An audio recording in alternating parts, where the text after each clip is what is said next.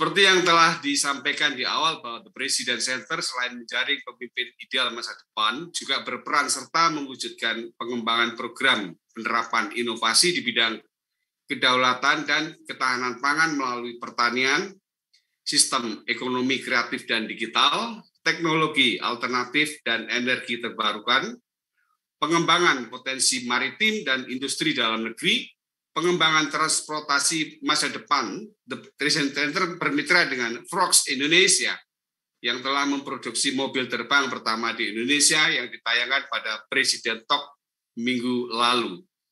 Kemudian pengkajian bidang hukum, menggelorakan kesenian dan kebudayaan Nusantara.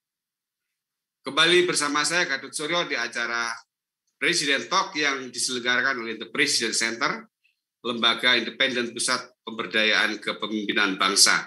Kali ini mengangkat tema Talk About Music Leadership dan sudah hadir tamu narasumber bersama saya, Dwiki Darmawan. Selamat malam Mas Dwiki, selamat datang. Selamat malam Mas Gatot, selamat malam. Sehat-sehat saja ya? Sehat, baik, alhamdulillah. Saya lihat Mas Dwiki sangat sibuk sekali di masa pandemi, tetap saja aktivitasnya tinggi. Apa saja tuh Mas Dwiki, ngapain aja tuh? Kemarin juga di TVRI juga ya? Ya, 17 Agustus. Sibuk banget ini. Mas Dwiki saya baca di media itu, ini keren. Pasangan Ita Purnamasari dengan Dwiki Darmawan ini sudah berjalan 25 tahun lebih ya, dan tetap alhamdulillah tanpa gosip negatif. Mas Dwiki, apa resepnya apa itu? Ya, resepnya saling menyayangi, saling mencintai, dan saling menghargai, respect, saling mengingatkan, ya itu aja. Mantap. Oke, Mas Dwiki. Oke, baik pemirsa, kita akan melihat tayangan singkat profil Dwiki Darmawan berikut ini.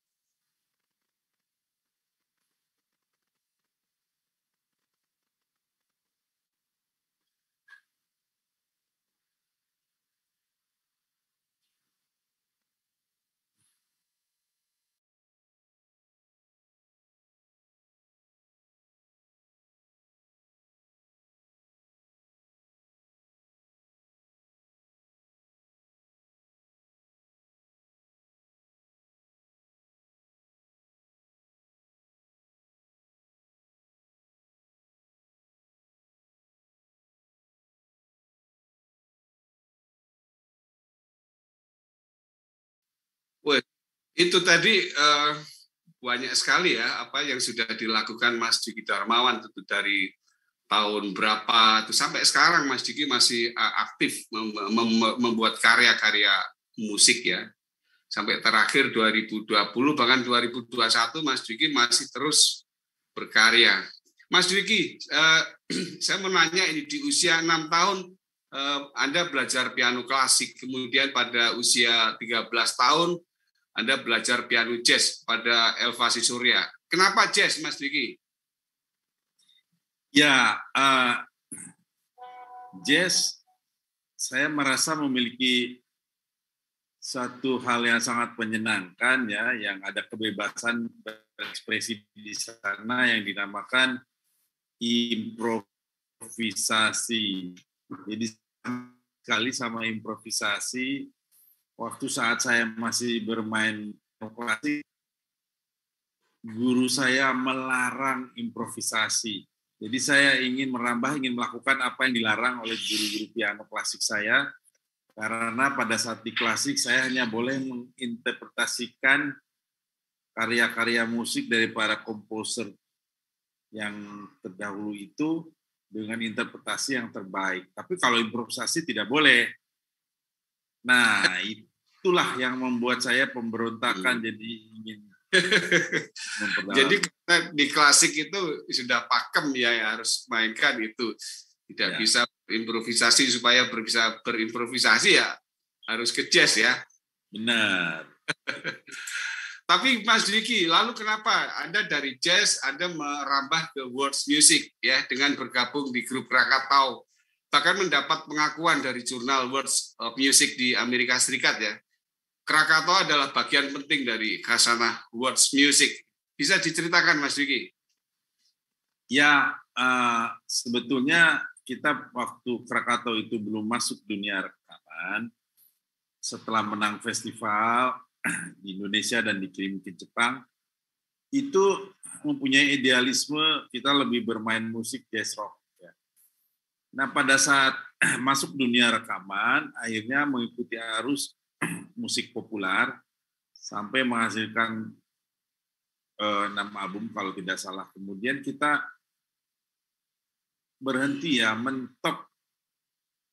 Padahal band itu masih baru, masih usianya 6 tahun, tapi kemudian terhenti dulu dan masing-masing beraktivitas, dan saya bersama beberapa pentolan Krakatau lainnya meneruskan menjadi arahnya ke etnik, dan dari situlah dimulai penjelajahan melalui penjelajahan musik Sunda dulu ya di situ. Dari situ kita kemudian berproses terus, proses yang cukup panjang sampai akhirnya tahun 93 mengeluarkan album Mystical Mist bersama Krakatau itu. Dan dari album itu menjadi jendela pembuka kita ke dunia internasional, berbagai festival diundang dari mancanegara, tambah lagi dengan adanya album Magical Match ya. Nah, dan ada album Two Worlds sama Rhythm of Reformation. Nah, sebelumnya kita sudah punya banyak album musik pop, tapi ketika menjadi world music ini banyak kesempatan yang terbuka di luar sana, dan juga mendapat undangan dari para akademisi di berbagai universitas di luar negeri untuk tidak hanya konser tapi melakukan workshop juga, melakukan visiting artist gitu ya di sana.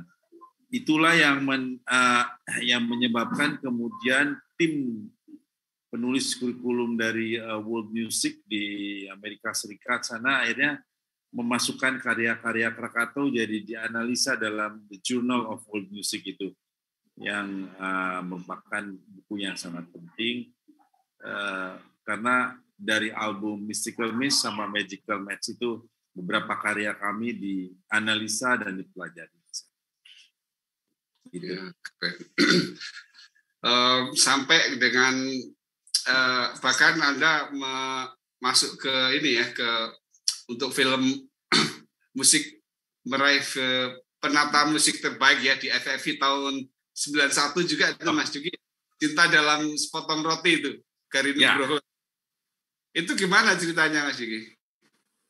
Ya, itu 1991 itu adalah pada saat di awal Krakatau yang sudah merilis album dari tahun 86, itulah awal dari vakumnya Krakatau. Sehingga masing-masing personal mempunyai kesempatan bereksplorasi kembali di dunia musik dengan merambah bidang-bidang lain. Salah satu yang saya pelajari dan saya tekuni adalah menjadi penata musik film pada waktu itu, dan kemudian mendapat kesempatan tawaran dari Mas Garin Nugroho. Pada saat itu Garin Nugroho adalah seorang sutradara muda juga ya, masih muda satu, untuk menggarap film Cinta dalam Sepotong Roti, dan itu tidak saya sia-siakan untuk sebagus mungkin, sedetail mungkin saya menggarap itu, dan surprisingly saya boleh dikatakan baru berpengalaman beberapa film layar lebar saja, terus sudah mendapatkan Piala Citra FFI untuk penata musik terbaik tahun 91, menumbangkan Pak almarhum Pak Idris Sardi yang waktu itu 7 kali berturut-turut jadi luar biasa itu tebusan Mas Diki di dunia film ya untuk musiknya. Itu saya masih umur 24 tahun gitu. 24 tahun ya, tahun 91 ya. Sekarang juga masih 25 tahun kan Mas Diki? Masih. Terus ini kembali lagi nih ke musik etnik ya, ini tradisi Nusantara ini. Beberapa karya Anda itu mencerminkan kepribadian Indonesia dengan mengeksplor berbagai kekayaan tradisi Nusantara ya. Nanti bisa diceritakan itu. Bagaimana Anda mengembalikan determinasi bangunan menjadikan musik sebagai gerak kebudayaan untuk mengantisipasi pengaruh masuknya budaya asing bersifat destruktif yang tidak sesuai dengan kepribadian bangsa. Bagaimana Mas Diki? Ya, bagi saya Indonesia sendiri dengan segala keberagamannya, kebinekaan-tunggal-ikaannya merupakan inspirasi yang tidak ada habis-habisnya, yang patut disyukuri dan patut dijaga. Jadi berkeliling Indonesia, melihat budayanya, melihat musiknya itu merupakan sumber inspirasi yang tidak ada habis-habisnya. Disinilah ketahanan budaya diperlukan karena generasi Indonesia ke depan khawatir sekali saya mereka tidak paham root of identity-nya atau identitas akar dari mereka sendiri. Dari mana mereka berasal, budayanya apa. Saya mengekspresikannya dengan mengaransemen, mengkompos musik, dan memberlakukan teman-teman pemusik tradisional, ataupun alat musik tradisionalnya, ataupun musik itu sendiri menjadi sangat sepadan atau berdiri sama tinggi, duduk sama rendah, dengan yang berasal dari musik modern, ya, di mana pada saat itu saya berprinsip esensinya adalah musik tradisional itu di depan, yang modernitasnya itu di belakang. Yang terjadi adalah sebuah hybrid yang tetap mengakar kepada tradisionalnya itu sendiri, artinya berkarya dengan terinspirasi oleh apa yang dimiliki di keragaman Indonesia itu dan diterjemahkan dengan cara kita sendiri, dengan olahan kita sendiri, di mana olahan itu harus bisa mampu dipentaskan di pentas global. Jadi itu yang kita coba waktu itu, dan alhamdulillah bisa dibawa ke puluhan festival-festival di mancanegara, puluhan penampilan-penampilan di mancanegara, dan juga memberikan melalui musik kita ini kita mempromosikan Indonesia, mempromosikan dalam arti bukan promosi pariwisata aja, tapi understanding bahwa betapa hebatnya Indonesia, betapa kayanya Indonesia dengan melihat musik kita. Itu yang saya bawa. Menarik sekali, wah, sampai bengong saya ini. Mas Diki dapat salam itu dari Mas Didi AGP itu. Woi, Mas Didi, Mas Gadut, ada Hengki Tompo itu, wah, sukses TPC, narasumber yang mumpuni, Mas Diki Darmawan. Ada ketua Perpromi juga ini, Hengki Tompo. Salam untuk semua, salam Mas Didi AGP, teman-teman Perpromi semua. Luar biasa. Luar biasa, banyak sekali. Mas Diki, kita akan istirahat sebentar ya, nanti kita akan lanjutkan lagi di segmen yang berikut.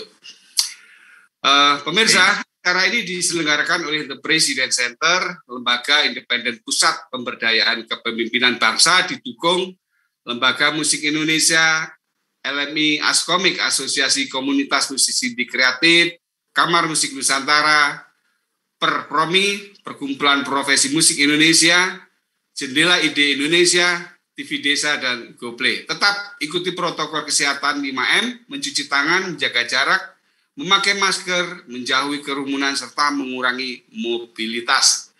Kita break sejenak sebelum melanjutkan perbincangan setelah tayangan berikut ini.